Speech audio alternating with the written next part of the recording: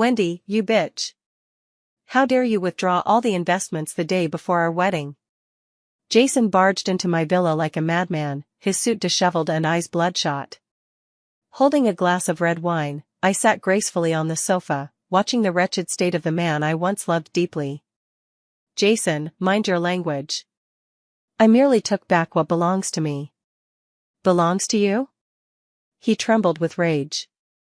Wendy, we're getting married tomorrow, what's mine is yours, and what's yours is mine. How could you withdraw the funds? I let out a light chuckle and stood up, setting down my wine glass.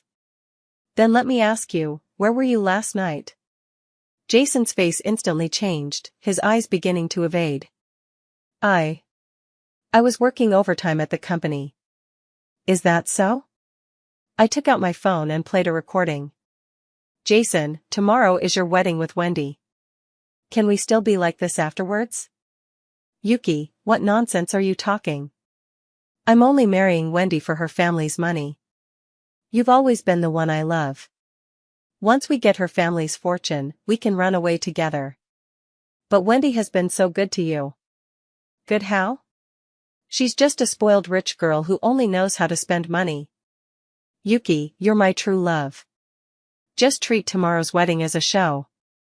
Once I've swindled Wendy's family out of their money, I'll divorce her immediately and marry you. The recording ended, plunging the entire living room into dead silence. Jason's face turned as pale as paper, his mouth opening and closing as he struggled to find words. Jason, how did Wendy get this recording? A delicate voice came from the doorway as my cousin Yuki walked in, dressed in a pink dress, looking pitifully fragile. Her belly was slightly rounded, showing at least 4 months of pregnancy. Cousin, this recording is fake, right? Jason said you're the one he loves most, Yuki said, tears welling in her eyes, her face the picture of innocence. I watched the despicable pair's performance with cold eyes. Had it been an hour earlier, I might have been moved by their words, convinced I'd misunderstood them. But just now at the hotel entrance, I saw with my own eyes how Jason carefully helped Yuki into the car. That gentle demeanor was something I'd never seen before. I followed them to Yuki's apartment and eavesdropped outside the window, overhearing that conversation. Turns out they'd been having an affair behind my back for 3 years. The love I thought was real turned out to be nothing but an elaborately orchestrated scam. To him, I was just a golden goose, a foolish one at that. Yuki, had enough acting? I walked up to her. You know perfectly well whose child you're carrying. Yuki instinctively protected her belly, her face turning panicked. Cousin, what are you talking about? I don't have a baby. No baby? I pulled out an inspection report from my bag. This is the prenatal checkup report the private investigator got from the hospital this afternoon. Yuki, 16 weeks pregnant, father of the child, Jason. Yuki's face instantly turned ashen, her whole body swaying unsteadily. Jason quickly steadied her, glaring at me furiously. Wendy, you've gone too far. Yuki is pregnant, you can't upset her like this. Watching him shield another woman and hurl insults at me, my heart was completely shattered. Jason, you're truly devoted. Pity your devotion is misplaced. I walked to the floor-to-ceiling window, looking down at them from above. Do you remember how we met 3 years ago? Jason was taken aback. You said your company was in trouble and urgently needed funds. Without hesitation, I gave you $200 million in startup capital. Later you said you wanted to expand the business, so I gave you another $300 million. Last year when you mentioned entering overseas markets, I gave you $500 million more.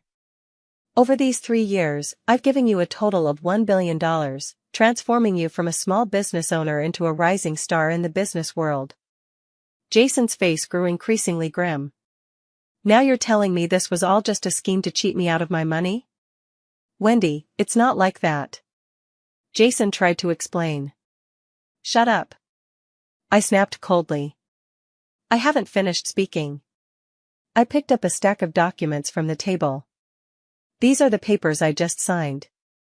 Starting today, Sovereign Oak Group is withdrawing all investments from your company, including the $1 billion principal and 3 years' worth of dividends.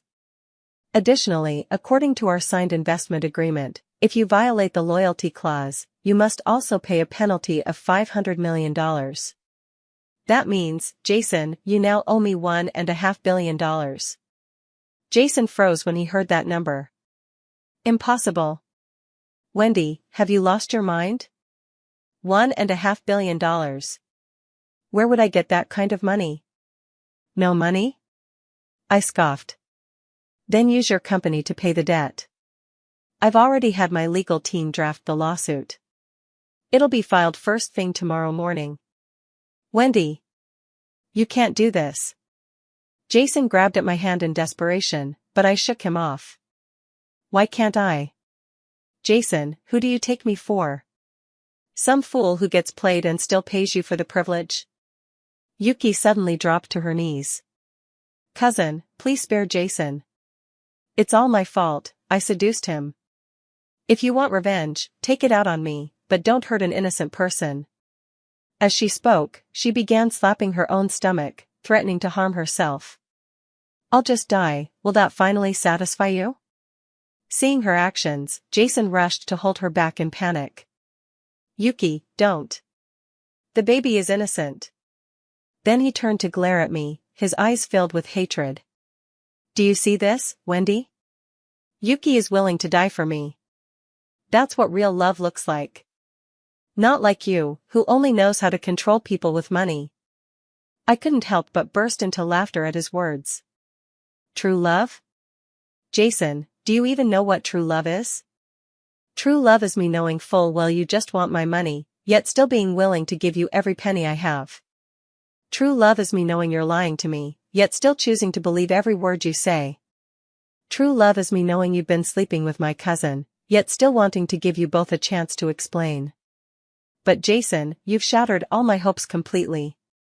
I walked to the door and took one last look back at them. Tomorrow's wedding is cancelled. A legal notice will be delivered soon. Also, Yuki, you've been disowned by the Langley family. Don't call me cousin anymore. Wendy, stop right there. Jason tried to chase after me but was held back by the bodyguards. Without turning back, I walked out of the villa and got into the Rolls-Royce that was already waiting at the entrance. The driver glanced at me through the rearview mirror. Where are we heading now? I closed my eyes and leaned back in my seat. Back to the company. It's time to show them what a real business war looks like. At 3 a.m., the headquarters building of Sovereign Oak Group remained brightly lit. I sat in the chairman's office on the top floor, with over a dozen documents spread before me. Boss, here's the detailed asset valuation report for Jason's company. Assistant Linda placed the documents down.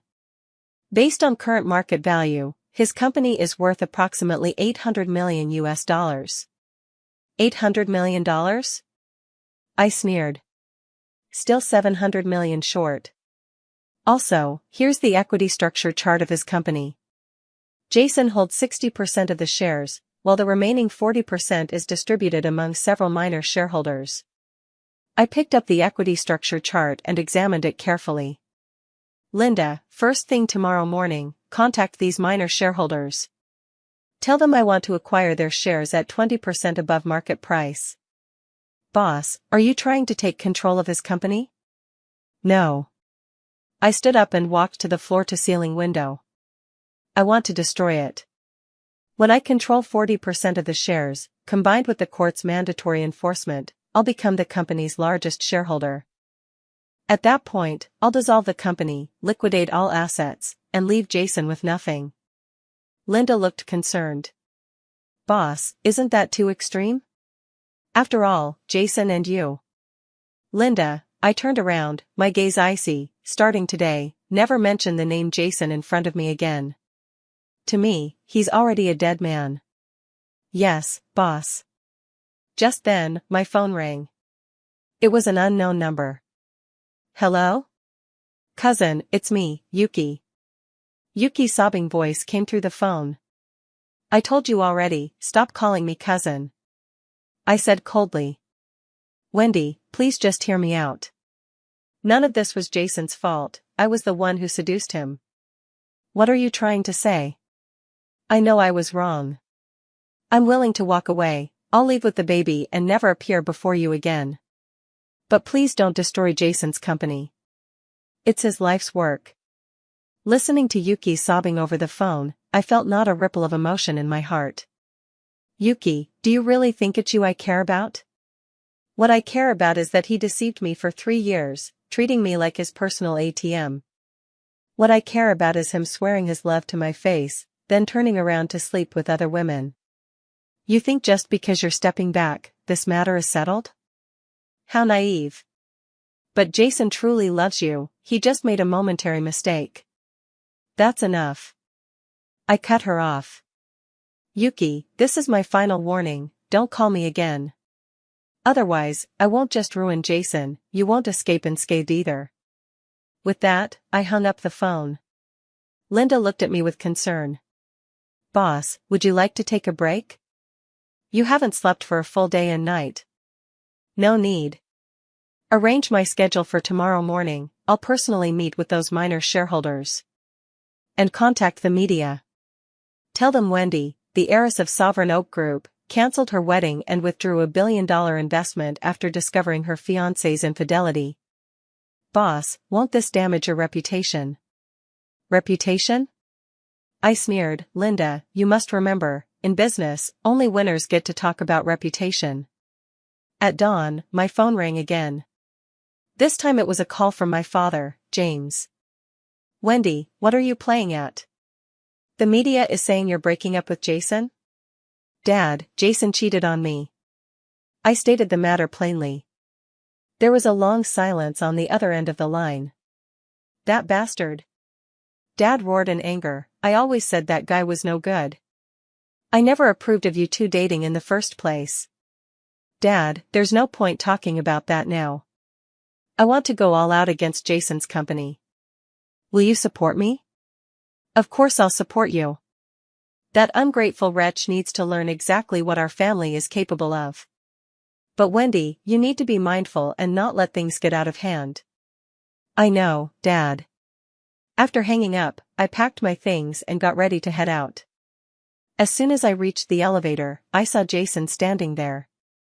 He clearly hadn't slept all night, his eyes were red and swollen, his beard unkempt, completely lacking his usual elite demeanor. Wendy, can we talk? He asked, stepping toward me as soon as he saw me. There's nothing to discuss. I pressed the elevator button expressionlessly. Wendy, I know I was wrong. I can break up with Yuki, I can make her abort the baby. Please forgive me just this once, okay?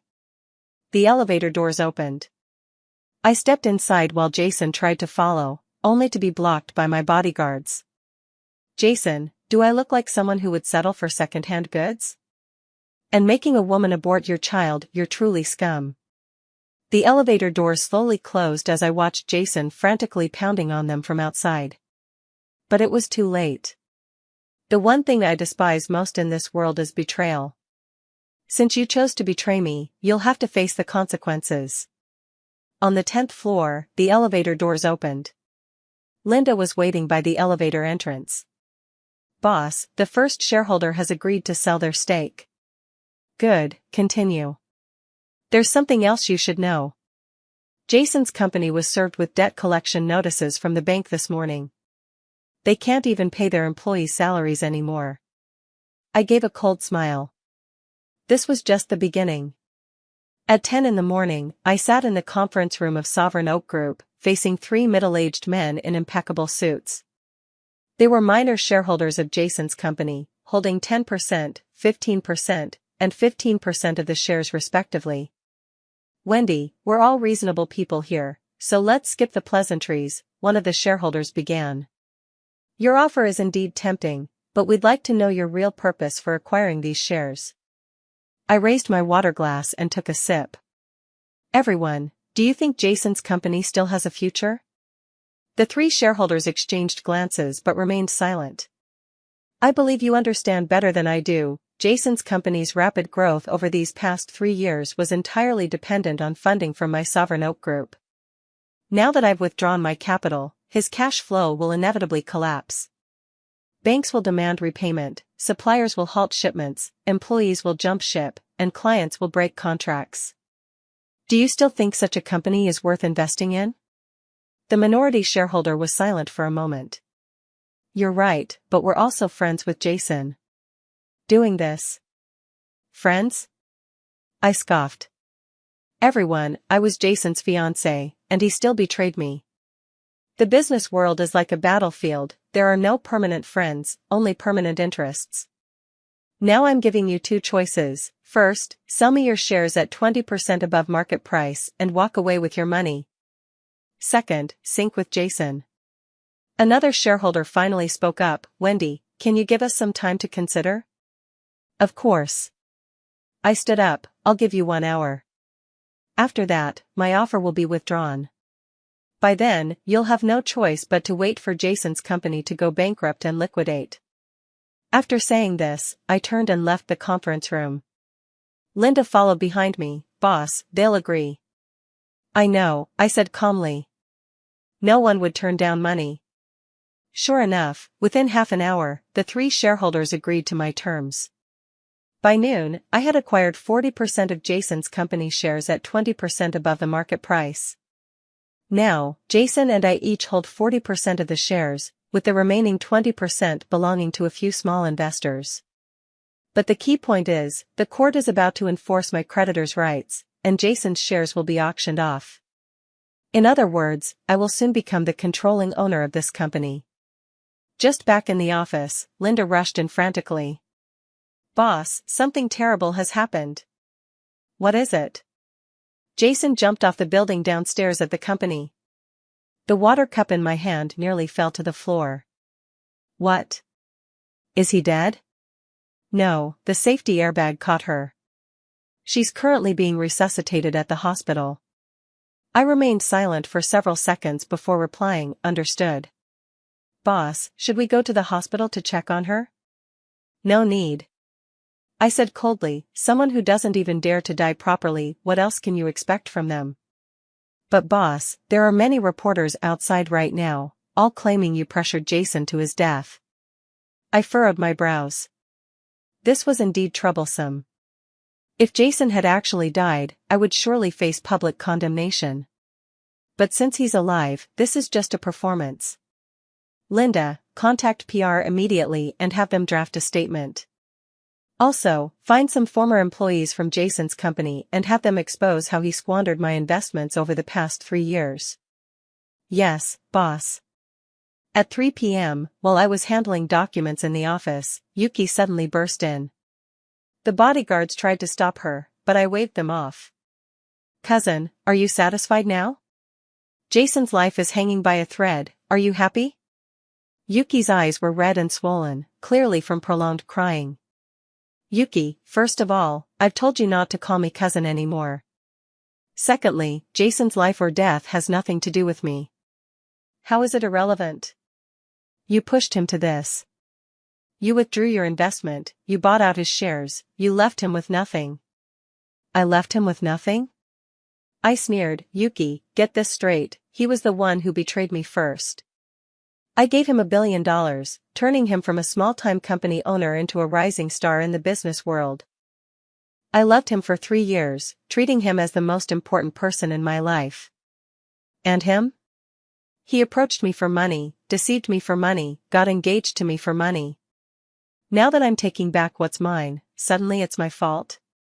Yuki was left speechless by my retort. After a while, she finally said, but Jason truly loves you. He just had a momentary lapse in judgment. Enough, I cut her off. Yuki, do you know why Jason jumped off that building? It's not because he lost the company, not because he lost the money, but because he realized he'd lost his usefulness. He thought jumping off a building could win sympathy, could soften my heart, could make me forgive him again. But he was wrong. I stood up and walked over to Yuki. What I hate most in this life is betrayal and deception. Since you chose to betray me, you'll have to face the consequences. And Yuki, don't play innocent. Do you think I don't know how you've been conspiring to deceive me for these past 3 years? Yuki's face instantly turned deathly pale. What are you talking about? I pulled an investigation report from the drawer. This is what I had a private detective look into. 3 years ago, it was you who proactively contacted Jason and told him about my identity and financial situation. It was you who gave him the idea to stage those chance encounters, to fake company troubles. Even the timing and manner of his proposal to me were all orchestrated by you. Yuki collapsed onto the chair upon hearing this. What do you take me for? A fool you can deceive and exploit at will? Cousin, Don't call me cousin. I snapped. From today onward, you're my enemy. I won't just destroy Jason, you won't get off easy either. Yuki looked at me fearfully. What are you going to do? Didn't you get pregnant? I'll make sure the whole world knows how you destroyed someone else's relationship and became a homewrecker carrying someone else's child. I'll make sure you can't survive in this city. I'll make you regret ever being born. Hearing my words, Yuki trembled in terror. Cousin, please spare me. I know I was wrong. It's too late. I pressed the intercom. Security, escort her out.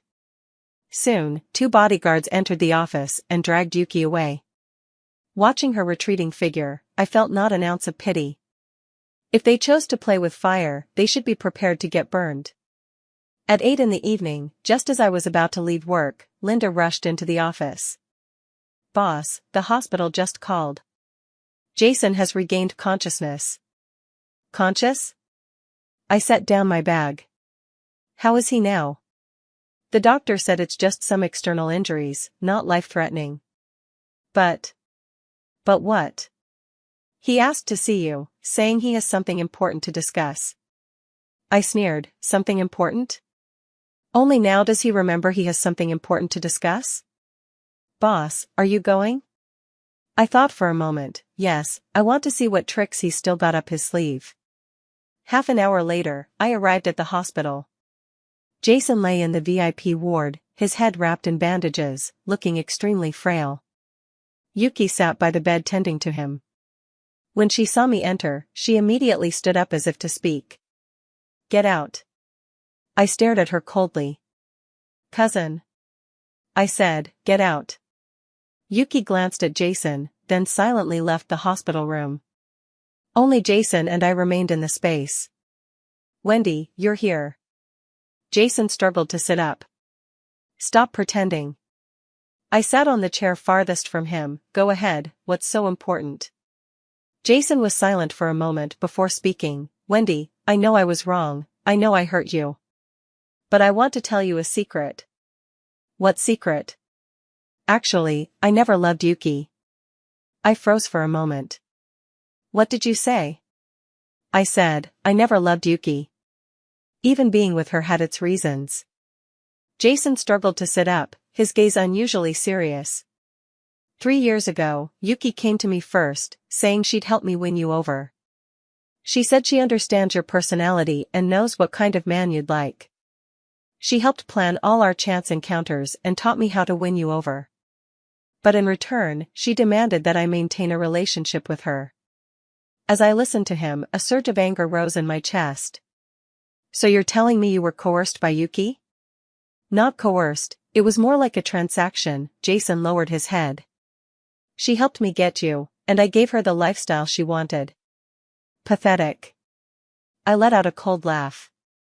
Jason, do you really think I'd believe such nonsense? It's true. Wendy, think about it, if I really loved Yuki, why would I choose you? Are you prettier than her? Are you kinder than her? I chose you because you're rich, but I slowly fell in love with you too. It's just that Yuki threatened me. If I didn't stay with her, she would expose the truth to you. I listened quietly to his explanation, but my anger only grew. So what you're saying is that both of you are the victims, and I'm the fool? No, Wendy, I'm trying to tell you, the real mastermind behind this is Yuki. She's jealous that you've always been better than her since childhood, jealous of your wealth and status, so she wants to destroy you. Being with me was just the first step. Her ultimate goal is to replace your position in the Langley family. Jason grew increasingly agitated as he spoke. Wendy, you need to be careful of Yuki. She's far more dangerous than you realize. I stood up and walked to the window. Outside, darkness had completely fallen, and the city's neon lights flickered, as complex as the human heart. Jason, even if everything you said is true, so what? So what? Wendy, we can start over. Since we're both victims, why can't we forgive each other? Forgive? I turned around, my gaze icy. Jason, you still don't understand. What I hate isn't that you fell for someone else, but that you've been lying to me from the very beginning. What I hate isn't that you chose Yuki, but that you treated me like an ATM. Even if Yuki was the mastermind behind it all, what about you? Didn't you have the right to choose? For 3 years, every time I gave you money, you accepted it without a second thought. Every time I expressed my love for you, you responded with hollow words. Every time we were intimate, were you thinking of me or Yuki? Jason was rendered speechless by my words. Wendy, Enough. I cut him off. Jason, regardless of whose idea it was, you chose to deceive me. That's all I need to know. I picked up my bag and prepared to leave. Wendy, wait. Jason suddenly called out to me, I have one more secret to tell you. What other secrets do you have? Jason hesitated for a moment, then said, the child in Yuki's belly isn't mine. I froze. What did you say? The child isn't mine. A flicker of pain passed through Jason's eyes. Although Yuki and I had a relationship, we were always careful, pregnancy shouldn't have been possible. Then whose child is it? I don't know, but I suspect it might be your family's driver, George. George? I was stunned. How could that be? I've seen them together, looking very intimate. And Yuki often finds excuses to come to your house, it's actually just to see George. My mind was in turmoil. George is our family driver, in his 40s, married with children. If Yuki really does have something going on with him, this situation just got far more complicated. Do you have proof? Nothing concrete, but you could investigate. Jason looked at me. Wendy, Yuki is more cunning than we imagined. She's playing a much bigger game here. I remained silent for a long time before finally speaking. Even if everything you said is true, it doesn't change the fact that you betrayed me. Jason, it's over between us. The court enforcement notice will be issued soon, and I'll be taking over your company. As for Yuki, I'll deal with her. With those words, I left the hospital room without looking back. Sitting in my car outside the hospital, my mind was in complete turmoil. If what Jason said was true, what exactly was Yuki's goal? If the child really isn't Jason's, then why would she do this? And George, what role is he playing in all this? I took out my phone and dialed the private investigator's number. Charles, I need you to investigate someone for me. Yuki, and my family's driver, George. I want to know the details of their relationship, the more detailed, the better. I want results within 3 days. Hanging up the call, I leaned back in my seat and closed my eyes. This game was more complicated than I'd imagined. But no matter how complicated it gets, I will uncover the truth. Because what I hate most is being treated like a fool. The next morning, I received an unexpected phone call as soon as I arrived at the office. Wendy? I'm a nurse from the hospital. Mr. Jason asked me to relay a message to you. What message? He said Yuki had a miscarriage last night. The baby is gone. My grip on the phone tightened. When did it happen? Around 11 p.m. last night. There was heavy bleeding. It took 3 hours of emergency treatment before she was out of danger. Hanging up the phone, I fell into deep thought. The timing was too coincidental. Just yesterday Jason told me the child might not be his, and today Yuki miscarried. Was this an accident, or intentional? Linda entered the office. Boss, Charles is here. He says he has an important discovery. Let him in. Charles is the private investigator I hired, a man in his 40s with extensive experience. Wendy, I worked through the night investigating the 2 people you asked about and have indeed made significant discoveries. He placed a file folder on the table. First, regarding the relationship between Yuki and your family's driver George. After investigation, they are indeed having an inappropriate affair, which has been going on for over a year now. I opened the file folder to find numerous photographs inside. The pictures showed Yuki and George checking into hotels together, kissing in cars, and embracing in parks. Additionally, I found their call logs and transfer records. Over the past year, Yuki transferred a total of $500,000 to George. Looking at this evidence, I felt a mix of complex emotions. Is there more? Yes, Charles pulled out another report. I investigated Yuki's bank account and discovered something unusual. Her account frequently receives large deposits from unknown sources. Over the past 3 years, the total deposits amount to $3 million. $3 million? I frowned. Where did she get that much money? That's exactly the key point I wanted to mention. Charles said with a serious expression, after tracking it down, I found all the money came from the same account. Which account? Jason Corporation's financial account. I understood instantly. You mean Jason has been giving money to Yuki all along? Exactly. And substantial amounts. Which means everything Jason said yesterday was a lie, I said coldly. They've been working together all along. That's likely the case. Charles nodded. And I've uncovered an even more crucial clue. Yuki's miscarriage was probably intentional. I stared at him in shock. What do you mean? I tracked her movements last night and discovered she visited a private clinic before the miscarriage. That clinic specializes in certain unorthodox procedures. I understood. Yuki had deliberately terminated the pregnancy. To destroy evidence, and to gain sympathy. Wendy, I believe there's a larger scheme behind this, Charles said.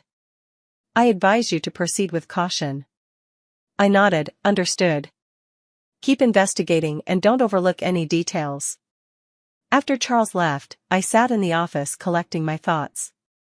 The situation was clear now. Jason and Yuki had been in cahoots from the very beginning, conspiring to deceive me together. Yuki's motives went beyond just sabotaging my relationship, she had bigger plans. And the pregnancy was most likely part of their carefully laid trap. Just then, my phone rang. It was Yuki calling. Cousin. I lost the baby. Yuki's weak sobs came through the receiver. I know. I said coldly. Cousin, I know you hate me, but the baby is innocent. Yuki, enough with the act. I cut her off, I know everything. The line suddenly went silent. Know what? I know about your relationship with George, about the $3 million Jason gave you, and I know you intentionally had the abortion. Yuki was silent for a long time before suddenly laughing. Since you already know everything, there's no point in pretending anymore. Her voice had completely changed, no longer weak, but filled with venom. Wendy, do you really think you're so clever? You think uncovering all this can change anything? Let me tell you, this is only the beginning. What do you want? I asked calmly. I want all your status within the Langley family, Yuki said without hesitation. I want to become the true heir of the Langley family. Ridiculous, I sneered. With what qualifications? With a secret that you will never know. What secret? A secret about your origins. Yuki's voice was full of triumph. Wendy, do you want to know your true background? My heart suddenly began to race. What nonsense are you talking about? I'm not talking nonsense. Do you really think James is your father? Do you really believe you're of the Langley bloodline? Yuki, you're insane. I'm not insane, I'm perfectly lucid. Yuki laughed maniacally. Wendy, do you know why you've never resembled James since childhood? Do you know why James has been so good to you? Because he's not your father at all. I felt the whole world spinning. What proof do you have? Of course I have proof.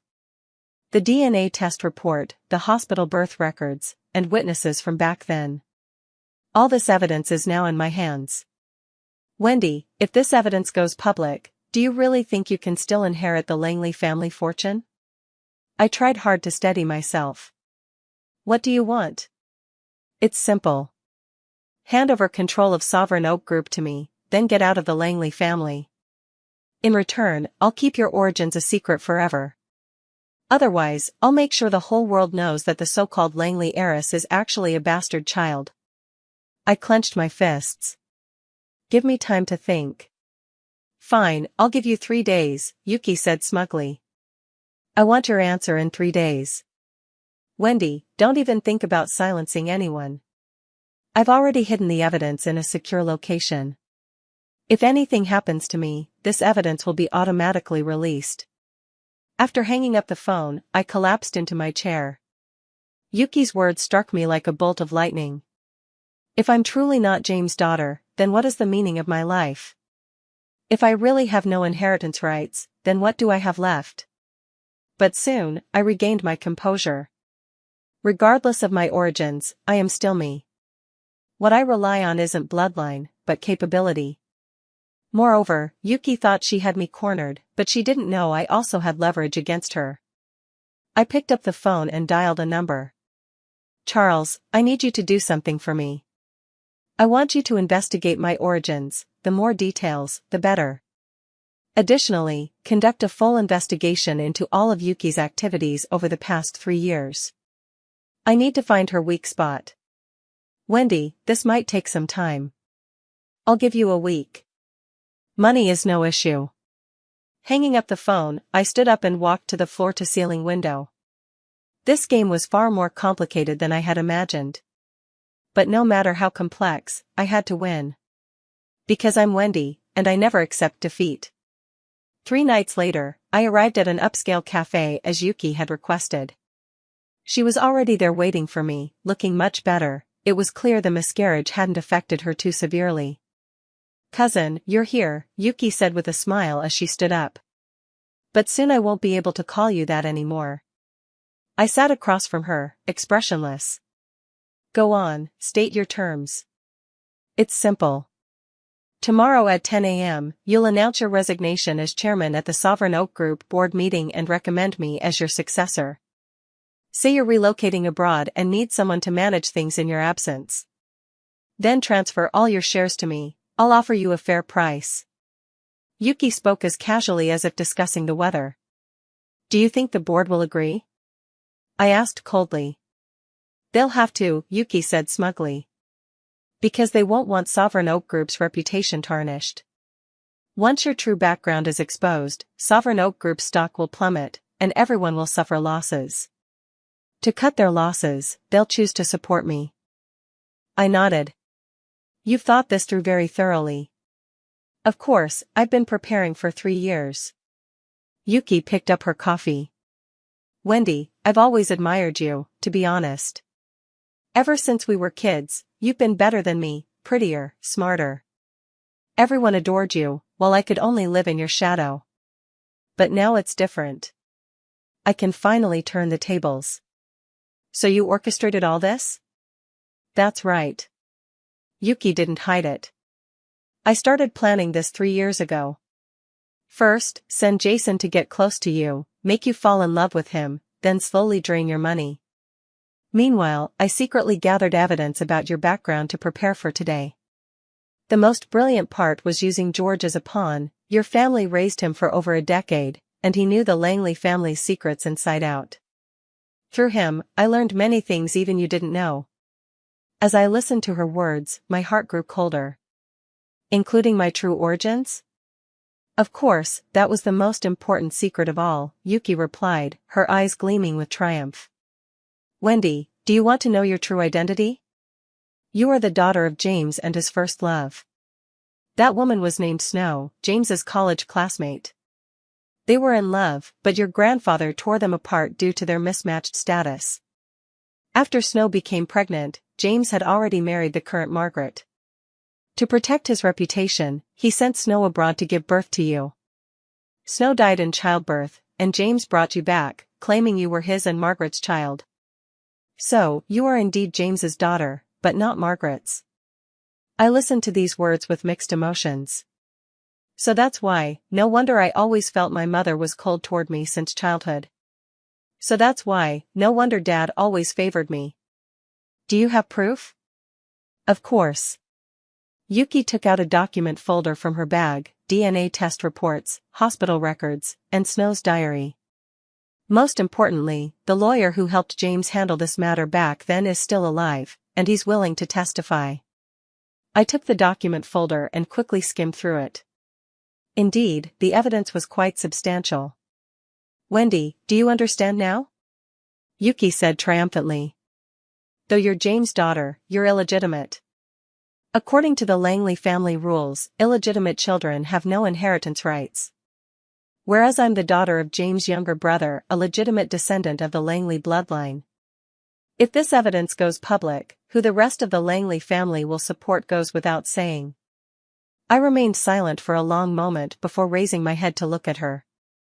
Yuki, do you think you've already won? Isn't that obvious? Yuki smiled triumphantly. What other cards do you have up your sleeve? I smiled as well, pulling out a voice recorder from my bag. I've got a little present for you too. I pressed play, and Yuki's conversation with Jason came pouring out of the recorder. Yuki, this plan is too risky. What if Wendy finds out? No way, she's so naive, she'd never suspect that we're in on this together. But if her background is exposed, we'll be implicated too. Don't worry, I have a backup plan. Even if things go south, I know how to get out of it. What backup plan? I have offshore accounts with $50 million already transferred. Even if the Langley family disowns me, I can still live comfortably. The recording ended, leaving Yuki's face ashen. When did you record this? Last night, at the hospital, I said coldly. Did you really think whispering in a hospital room would go unheard? How naive. Yuki panicked. This doesn't prove anything. Is that so? I pulled out another document. How about this? These are all the transfer records between you and Jason over the past 3 years, uncovered by Charles. Plus all the evidence of your joint deception against me. Yuki, what do you think would happen if this evidence were handed over to the police? Yuki completely lost her composure. What do you want? What do I want? I stood up, looking down at her. I want you to know what true despair feels like. You wanted the Langley family fortune, didn't you? I'll grant your wish. Starting tomorrow, I'll publicly reveal my true identity and voluntarily renounce my inheritance rights. But at the same time, I'll expose everything you and Jason have done. Let the whole world see what kind of person you really are. Yuki completely broke down upon hearing my words. No. Please don't, if this gets out, I'm finished. Now you're scared? I sneered. Didn't think about the consequences when you were scheming against me? Wendy, please spare me, after all, we are family. Family? I cut her off. Yuki, have you forgotten? You told me to get out of the Langley family. In that case, we are no longer family. I turned to leave. Wait. Yuki suddenly called out to me, I can destroy all the evidence, I can disappear forever, please don't ruin me. I turned back and glanced at her. It's too late. Yuki, you should know my character. What I hate most is betrayal. Since you chose to betray me, you must face the consequences. Tomorrow morning, the whole truth will come to light. You and Jason will both pay for your actions. With that, I walked out of the cafe without looking back. The moment I stepped outside, I felt an unprecedented sense of relief. Yes, I may no longer be the heir of the Langley family. Yes, I may lose everything. But at last, I can finally be my true self. I no longer need to carry the expectations of the Langley family, no longer need to compromise myself to uphold the family's reputation. I can rely on my own abilities and start anew. And those who deceived and betrayed me will eventually pay the price for their actions. At 10 o'clock the next morning, the boardroom of Sovereign Oak Group was filled with people. In addition to over a dozen board members, there were also lawyers, accountants, and media reporters. I sat in the chairman's seat, observing the crowd below. "Everyone, I've called you here today to announce something important." I stood up and picked up the microphone. "First, I want to publicly reveal a secret about my origins." The room instantly fell silent as everyone stared at me with tense anticipation. Through investigation, I discovered I am not Margaret's biological daughter. My birth mother is Snow, my father James's first love. In other words, I am James's illegitimate child.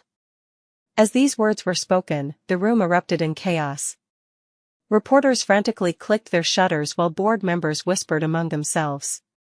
"Silence." I tapped the microphone. "I haven't finished. According to the Langley family rules, illegitimate children indeed have no inheritance rights. Therefore, I've decided to voluntarily resign from my position as chairwoman of Sovereign Oak Group." "What?" The crowd below stirred once again. Several senior directors sitting in the front row hurriedly stood up. "Wendy, you can't do this. Indeed, regardless of your background, you are the best leader Sovereign Oak Group has ever had. We don't agree with your resignation." I waved my hand to quiet everyone. "I appreciate your kindness, but my decision is final. However, before I leave, I need to expose an even greater conspiracy." I pressed the remote, and photos of Yuki and Jason appeared on the large screen. For the past 3 years, someone has been secretly scheming to seize control of Sovereign Oak Group. They exploited my emotions to swindle me out of a billion-dollar investment. They collected evidence about my origins to blackmail me. They even bribed my family's driver to steal confidential information from the Langley family. As I spoke, various pieces of evidence kept appearing on the screen: bank transfer records, call recordings, photos, videos. All the evidence pointed to the same conclusion: Yuki and Jason had conspired to deceive me. The crowd below gasped in shock as they saw the evidence. How horrifying! How could such things happen? These two are absolute monsters. Just then, the door burst open. Yuki rushed in frantically, followed by several bodyguards. "Wendy, you can't do this," she shouted, "you're destroying all of us." "Yuki, perfect timing," I said coldly, staring at her. "Let's discuss your plans in front of everyone." I don't have any plans." Yuki's voice trembled. "No plans?" I sneered. "Then how do you explain this evidence?" More evidence appeared on the large screen, including transfer records between Yuki and overseas accounts. "What is this?" a board member asked, pointing at the screen. "This is the $50 million Yuki has transferred overseas over the past 3 years, I explained. "All this money came from investments Jason swindled from me. In other words, they didn't just steal my money, they moved it offshore." Hearing this, Yuki collapsed onto the floor. "No. It's not like that, let me explain." "What more needs explaining?" I stepped closer to her. "Yuki, the evidence is irrefutable. Do you still want to deny it?" At that moment, the conference room door was pushed open again. Several police officers walked in. "Yuki, Jason, you are suspected of contract fraud. Please come with us." Seeing the police, Yuki completely broke down. "Don't arrest me. I don't want to go to jail." She suddenly stood up, attempting to flee, but was stopped by bodyguards. "Wendy, please save me. After all, we're family." "Family?" I looked at her coldly. "Yuki, have you forgotten what you said yesterday? You said you wanted me out of the Langley family, and now I've granted your wish. But in return, you'll have to pay the price for your actions." The police stepped forward and handcuffed Yuki.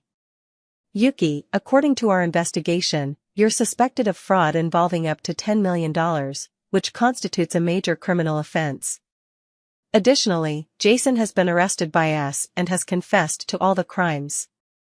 Upon hearing this, the last glimmer of hope in Yuki's eyes vanished completely. "Wendy, I hate you. I won't let you get away with this," she screamed hysterically. "Whatever. I said indifferently, but in prison, you probably won't have much chance to take revenge on me. After the police took Yuki away, the conference room remained silent for a long time. In the end, it was Dad who broke the silence. Wendy, no matter your background, you are my daughter. Sovereign Oak Group will always be your home. I looked at Dad, feeling a surge of warmth in my heart. Dad, thank you. But my decision is final. Sovereign Oak Group needs a leader without controversy.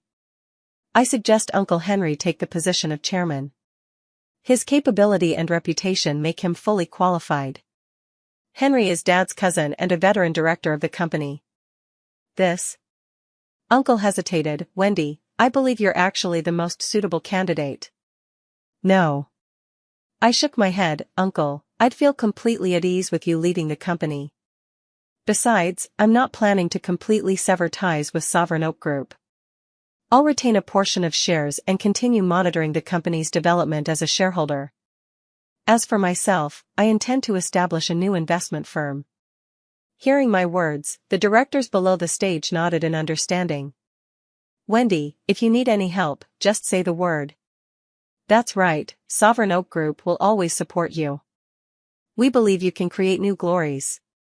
Looking at these familiar faces, my heart was filled with gratitude. Thank you, everyone.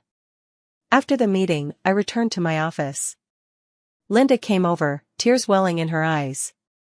Boss, I can't bear to see you leave. Linda, who said I was leaving? I said with a smile, I'm just changing roles. When the new company is established, would you be willing to come with me? Of course I would. Linda exclaimed excitedly, wherever you go, I'll follow. I patted her shoulder, then walked to the floor-to-ceiling window. Outside was the bustling city, with streams of cars and crowds of people coming and going. 3 years ago, I was blinded by love and nearly lost everything. But now, I've finally seen the truth and found myself again. Although I lost $1 billion, although I lost control of Sovereign Oak Group, I gained something far more precious. I gained the truth, I gained freedom, I gained a chance to start anew. Most importantly, I learned who is truly trustworthy and who should be kept at arm's length. I took out my phone and dialed a number. Charles, help me look into which promising startups need investment these days. And find me some reliable business partners. I'm starting over. A month later, my new company Westminster Ventures was officially established. The company is located in a premium office building in the financial district. Though modest in size, it's exquisitely furnished with an elegant environment. Linda became my executive director, and I also poached Charles to serve as the risk control director. Additionally, I recruited several experienced investment managers and financial experts. Though the team is compact, every member is a crack professional. Boss, 3 project teams are coming today to discuss funding. Linda handed me a document. They're all startups you previously identified as promising. I flipped through the files. Excellent, let them come in one by one. The first project was a tech company specializing in artificial intelligence, founded by a young returnee PhD. Wendy, our product primarily targets risk control needs in the financial industry. The young man was full of passion and explained everything in great detail. I listened attentively, occasionally asking some questions. This project truly had promising prospects, and the team's background was solid. Very well, I've decided to invest in you, I finally said. An initial investment of $5 million for a 15% stake. Upon hearing my words, the young man nearly jumped with excitement. Thank you, Wendy. Thank you for your trust. The second project was a new energy company founded by a middle-aged engineer. His technical skills were solid, and the product had market competitiveness. I decided to invest $3 million. The third project was an e-commerce company. After reviewing their business proposal, I shook my head. Sorry, I won't be investing in this project for now. Why? The founder was somewhat puzzled. Our numbers look great. The numbers do look impressive, but there's suspicion of manipulation, I pointed out bluntly. What's worse, your team lacks integrity, That's what I find most unacceptable. The founder's face turned ugly upon hearing my words, but he couldn't refute them. After seeing off the last project team, I sat in my office sorting through the day's gains.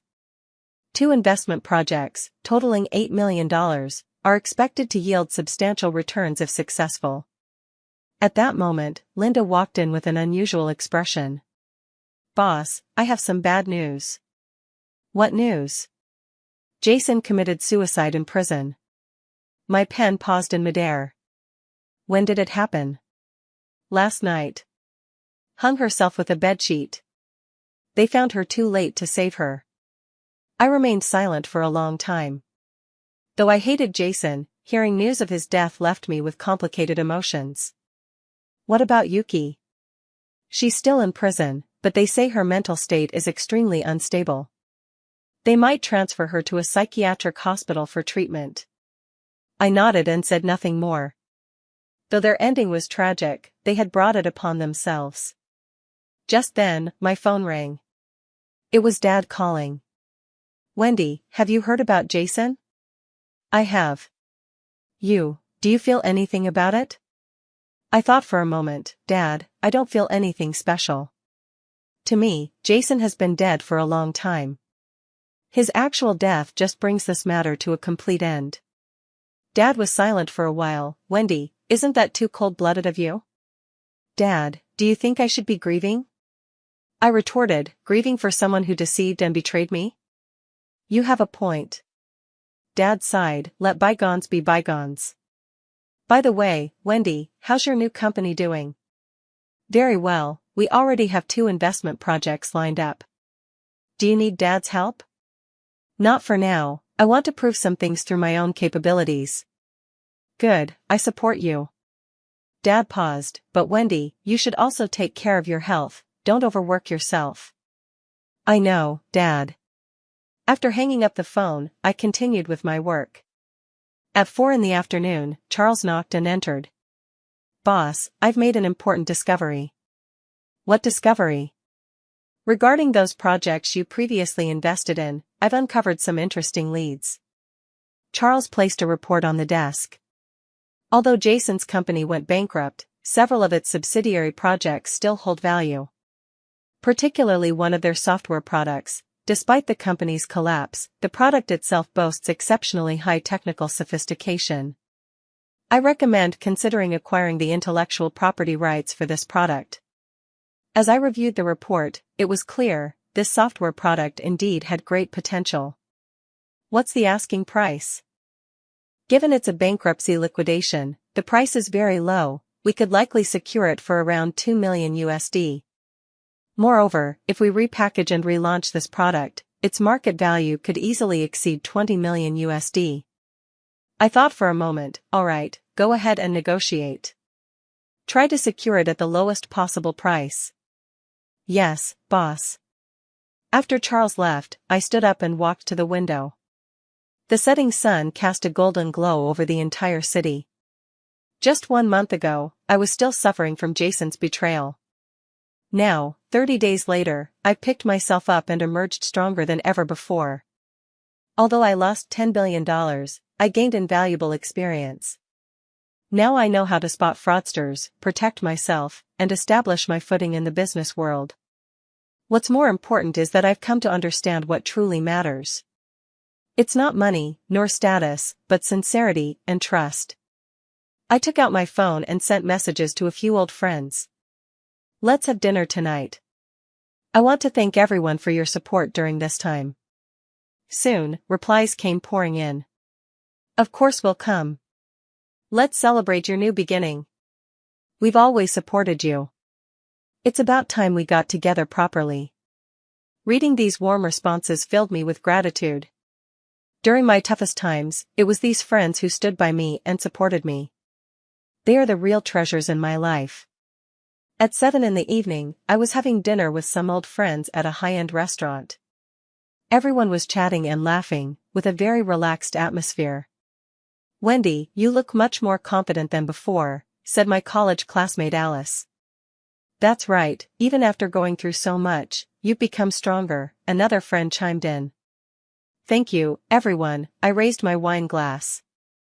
I couldn't have emerged from the shadows so quickly without your support. This is what we should do, Alice said. True friends support each other in difficult times. You're right, I nodded. That's why I've decided the first investment project for the new company will be Alice's design studio. Alice had always wanted to open her own independent design studio but lacked the startup funds. Really? Alice said excitedly. Wendy, thank you. You're welcome, this is a win-win investment. I said with a smile, I believe in your abilities. After the dinner gathering, I drove home. On the way, I received a call from an unknown number. Wendy? This is Stephen from Cotswold Capital Holdings. Cotswold Capital Holdings is a well-known investment firm domestically. Hello Stephen, what can I do for you? Here's the thing, we heard you've established a new investment company and wanted to discuss potential cooperation. We have several high-quality projects that we'd like to jointly invest in. This is good news, indicating that my new company has started gaining recognition in the industry. Of course, when would be a convenient time to meet and discuss? How about tomorrow afternoon? Great, let's meet at my office at 3 p.m. tomorrow. Hanging up the phone, I felt elated. The new company's progress was even smoother than I had anticipated. After returning home, I took a hot shower and sat on the balcony with a cup of tea. The city lights shimmered in the night, as bright as my current mood. 3 months ago, I thought my life was over. Now I realize it wasn't the end, but a new beginning. What's losing $1 billion compared to that? I have the skills, the experience, and the support of friends. I believe I can earn it back soon and even more. Most importantly, I now understand what true happiness really means. It's not about how much money you have, but about being your authentic self. Not about how much love you receive, but about learning to love yourself. I, Wendy, have finally figured out how to truly live. 3 months later, Westminster Ventures has become a rising star in the investment industry. Among the 5 projects we invested in, 3 have already started generating profits, with that artificial intelligence company in particular securing a new round of funding and tripling its valuation. That morning, I was reviewing financial statements in my office when Linda rushed in. Boss, there's important news. What news? Sovereign Oak Group is in trouble. I raised my head, what's the matter? Henry is suspected of embezzling public funds and has been formally investigated by the Procuratorate. The company's stock price has plummeted, and the board is in complete chaos. I frowned. Uncle had always been cautious, how could he make such a basic mistake?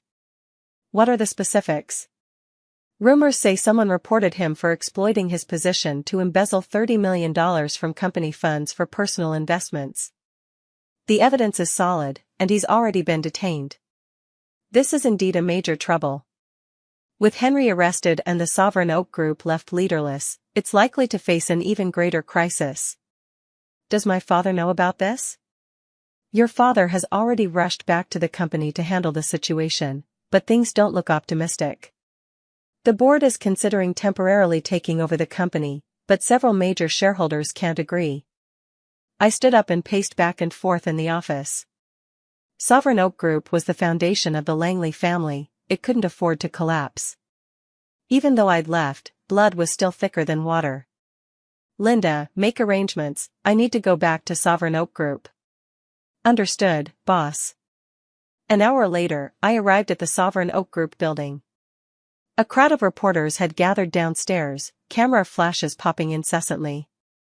Wearing sunglasses, I entered through the side door. The elevator took me straight to the top floor, where I stepped into the familiar chairman's office. Dad sat behind the desk, looking thoroughly exhausted. Dad, I called softly. He looked up, and a flicker of surprise crossed his eyes when he saw me. Wendy, what brings you here? I heard something happened at the company, so I came to check. I sat across from him. What exactly is the situation? Father sighed. It's bad. Henry did indeed embezzle company funds, the evidence is irrefutable. The stock price has already dropped 30%, and several major clients are considering terminating their contracts.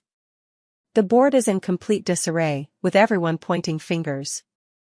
I listened, a suspicion forming in my mind. Dad, do you think there's something fishy about this? What do you mean? Uncle has been handling finances for so many years and has always been extremely cautious. How could he suddenly make such a mistake? And the timing is so coincidental, this happens right at the company's most critical moment.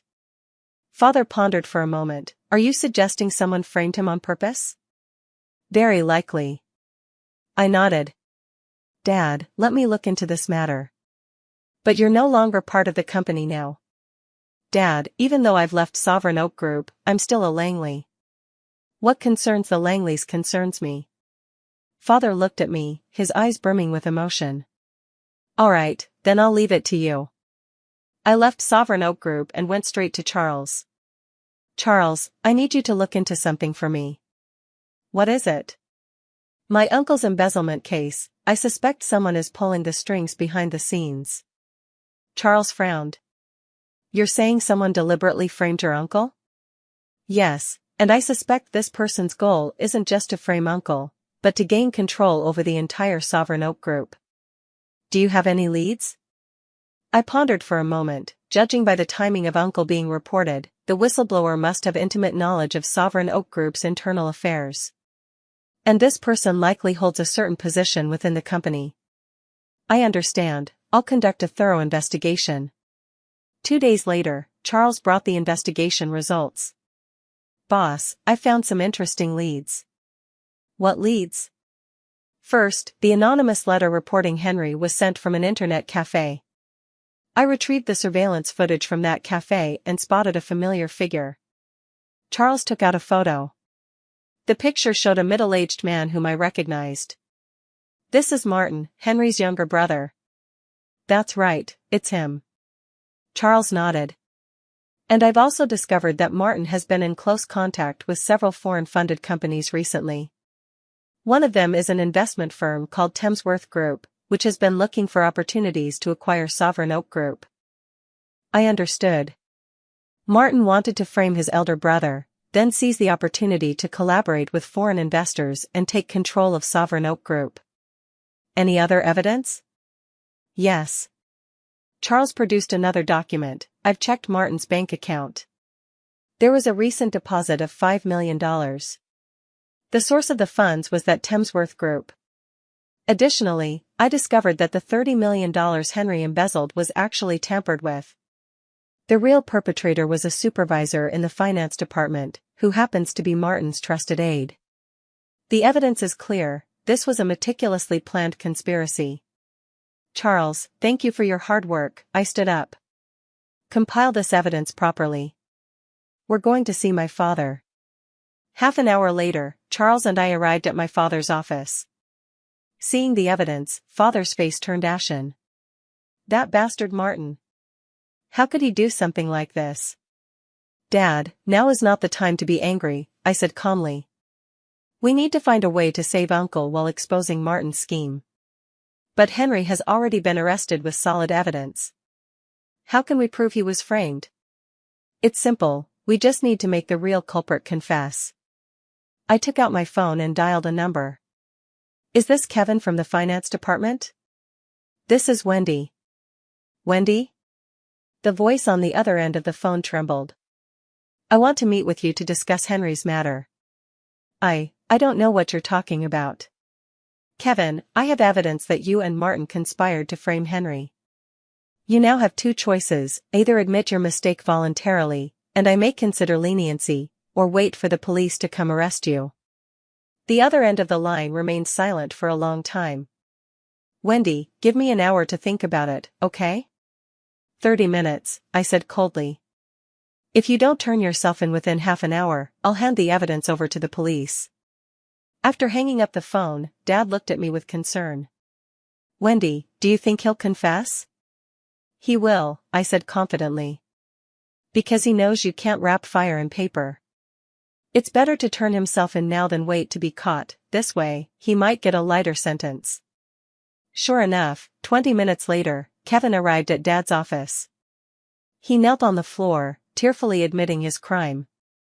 Chairman, I've wronged you. I've wronged Henry. It was all Martin's doing. He promised me $10 million if I framed Henry. I lost my moral compass and agreed to it. With Kevin's testimony and the evidence Charles had gathered, Henry's innocence was quickly proven. The police immediately released Henry while launching an investigation into Martin. That very night, Martin was arrested. The news quickly spread, with media outlets reporting extensively on the power struggle within Sovereign Oak Group. However, with the truth coming to light, Sovereign Oak Group's stock price not only stopped declining but actually began to recover. Investors regained confidence in the company. A week later, my uncle was reinstated as chairman. At the board meeting welcoming his return, he publicly thanked me in front of everyone. If Wendy hadn't uncovered the truth in time, I might have been truly finished. Although Wendy has left the company, she will always be a hero of Sovereign Oak Group. Thunderous applause erupted from the audience. After the meeting, my uncle pulled me aside. Wendy, I really can't thank you enough this time. Uncle, it's the least I could do. Regardless, you've done me a tremendous favor. My uncle paused and thought, here's what I'll do, I'll personally invest $10 million in your company. Consider it my token of appreciation. I thought for a moment and didn't refuse. All right, thank you then, Uncle. This $10 million investment has significantly strengthened Westminster Ventures' financial capabilities. We're now considering investing in some larger-scale projects. Back in the office, Linda gave me a piece of great news. Boss, that artificial intelligence company is going public. Is that true? I was very excited. Yes, their IPO application has been approved, and they're expected to go public next month. Based on the current valuation, our return on investment will be at least tenfold. This means my initial investment of $5 million is now worth $50 million. Combined with the profits from several other projects, my net worth has fully recovered. More importantly, I now have my own team, my own company, and my own career. I no longer depend on anyone, I am the master of my own destiny. That night, I sat alone in my office, gazing at the city lights outside. A year ago, I had been devastated by Jason's betrayal. A year later, I had completely emerged from the shadows and became stronger than before. Over this year, I learned many things. Learned to recognize people, learned to guard against risks, and learned to establish myself in the business world. More importantly, I learned to love myself. I took out my phone and sent myself a message, Wendy, you're amazing. 6 months later, Westminster Ventures had become a renowned investment firm in the industry. The funds we manage exceed $1 billion, with investments spanning across various industries. After that artificial intelligence company went public successfully, we gained $50 million in profit. Several other projects have also performed well, with the company's overall return rate far exceeding the industry average. That day, I was in my office preparing a speech for an industry summit. As a representative of emerging investors, I was invited to share insights on entrepreneurship and investment. Linda knocked on the door and entered. Boss, there's a guest asking to see you. Who is it? It's a lady who claims to be your friend. Her name is Yvonne. I thought for a moment, let her in. The door opened, and a familiar figure walked in. It was Yvonne, my college classmate and Jason's ex-girlfriend. Wendy, long time no see. Yvonne smiled as she approached. Yvonne, what brings you here? I was a bit surprised. Yvonne had gone abroad after breaking up with Jason, and we hadn't been in touch all these years. I just returned home and heard about your situation, so I came specifically to see you. Yvonne sat across from me, studying me carefully. You look great, more confident than before. Thank you. I nodded. How have you been abroad these years? Not bad. Worked overseas for several years, and just came back to develop my career here. Yvonne paused for a moment. Wendy, I've heard about Jason. Are you okay? I'm fine, I said calmly. That's all in the past now. Yeah, it's in the past, Yvonne sighed. Actually, I've been meaning to tell you for a while, Jason wasn't a good person. What do you mean? We broke up back then precisely because I discovered he was having an ambiguous relationship with another woman. What's more, he's particularly snobbish, always trying to cozy up to wealthy people.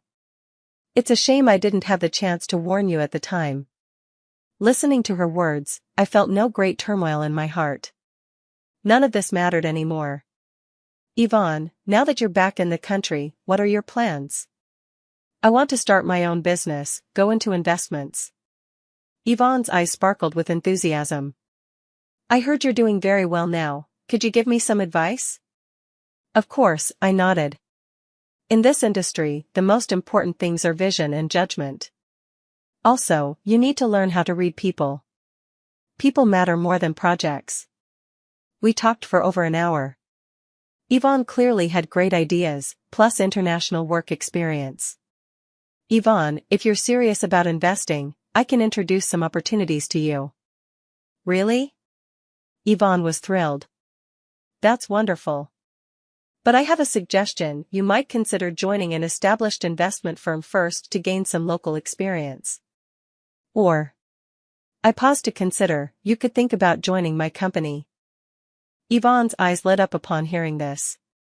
You mean you want me to join Westminster Ventures? Exactly. We happen to need a partner with international experience. If you're willing, we can discuss the details further. A week later, Yvonne officially joined Westminster Ventures as the Director of International Operations. Her arrival brought new vitality to the company, and we began focusing on some international projects. That afternoon, we were discussing a cross-border e-commerce project in the conference room. This project has an innovative model, and the founding team has extensive international trade experience, Yvonne introduced. What about the market potential? I asked. Excellent, especially in overseas markets, the growth potential is enormous. How much funding do they need? 50 million USD. We could consider investing 10 million for a 20% stake. I reviewed the project materials, it was genuinely compelling. Alright, we're investing in this project. Just then, Linda walked into the meeting room. Boss, there's an emergency. What's going on? Sovereign Oak Group is in trouble. My heart tightened, what's wrong now? Margaret is seriously ill and hospitalized. Your father wants you to go there immediately. I immediately dropped what I was doing and rushed to the hospital. Dad stood outside the ICU ward, his face grim. Dad, what happened? Your mother had a sudden heart attack and is still being resuscitated. My feelings were complicated. Although Margaret wasn't my biological mother and had always been rather distant toward me, she had after all raised me for over 20 years. What did the doctor say? The situation is critical. They told us to prepare ourselves. I stayed with Dad waiting at the hospital all night. The next morning, the doctor finally came out. The patient is out of danger but will require long-term treatment. She must avoid emotional stress and get plenty of rest in the future. Hearing this, Father let out a long sigh of relief. Thank you, doctor. Thank you. Entering the hospital room, I saw Margaret lying in bed, her face pale but her consciousness clear. When she saw me, a complicated emotion flickered through her eyes. Wendy, you've come. Mom, how are you feeling? I'm all right, Margaret said weakly. Wendy, there's something I need to tell you. Go ahead. All these years, I haven't been good enough to you, and that's my fault. Even though you're not my biological child, you've always been a good girl. I want to apologize for my attitude in the past. Hearing these words, my eyes welled up with tears. Mom, don't say that. You're my mother too. Margaret nodded. Wendy, I hope you can forgive me, and I hope you'll come home. The group needs you, and so does our family. I held her hand. Mom, I've always been a member of the Langley family, that won't change. As for company matters, I'll give it some thought. A month later, Mom was discharged from the hospital, her health mostly recovered. And I had made an important decision. I've decided to have Westminster Ventures and Sovereign Oak Group collaborate to establish a joint investment fund. This will not only help Sovereign Oak Group expand its business but also provide Westminster Ventures with greater development opportunities. At the cooperation agreement signing ceremony, Dad declared before everyone, although Wendy has left Sovereign Oak Group, she will always be my most outstanding daughter. Today's collaboration isn't just between two companies, it represents the unity of the Langley family. The audience erupted in enthusiastic applause. After the ceremony, I stood atop the Sovereign Oak Group building, overlooking the entire city. 2 years ago, I was still a foolish woman blinded by love. 2 years later, I'd become an entrepreneur who can hold my own. These past 2 years, I've experienced betrayal, pain, and setbacks, but I've also gained growth, wisdom, and success. I lost $1 billion, but I gained something far more precious. I learned independence, resilience, and how to love myself. The most important thing is that I've come to understand a truth: true success isn't measured by how much wealth you possess, but by becoming a better version of yourself. True happiness doesn't come from being loved by others, but from having the capacity to love others. True strength isn't the absence of weaknesses, but the ability to rise from them. I took out my phone, snapped a photo of the city at sunset, and posted, "Grateful for all the encounters and partings, they've made me who I am today."